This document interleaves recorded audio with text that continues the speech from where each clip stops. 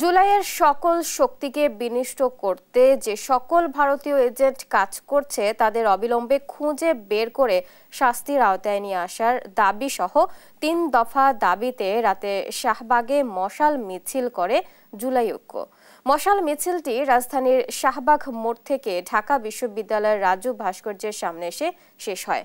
এ সময় সংগঠনটি থেকে ৩ দফা দাবি তুলে ধরা হয়। উপদেষ্টা পরিষদে যারা ভারতের এজেন্ডা বাস্তবায়ন করতে চায় দ্রুত তাদের অপসারণ করে উপদেষ্টা পরিষদ পুনর্গঠন করার দাবিও জানান তারা।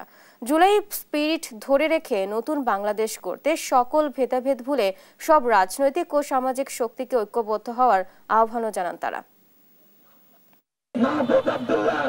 তোমাকে স্মরণ করে দিতে চাই, জুলাইয়ের রক্তের উপর দিয়ে গিয়ে তুমি প্রধানমন্ত্রী হবে, এই সুযোগ তোমাকে দেওয়া হবে না। আগামী ৩১ মের মধ্যে যদি দূষণ মুক্ত সচিবালয় না করা হয় তাহলে জুলাই ঐক্যের মাধ্যমে পুরো সচিবালয় ঘেরাও কর্মসূচি দেওয়া হবে। উপদেষ্টা পরিষদে যে সকল ব্যক্তিবর্গ ভারতীয় আধিপত্যবাদের এজেন্ডা বাস্তবায়ন করছেন তাদেরকে অবিলম্বে অপসারণ করতে হবে, তা না হলে ছাত্র জনতা বাধ্য হবে জুলাইয়ের মতো আপনাদের বিরুদ্ধে আরেকটা ঐক্য করে তুলতে।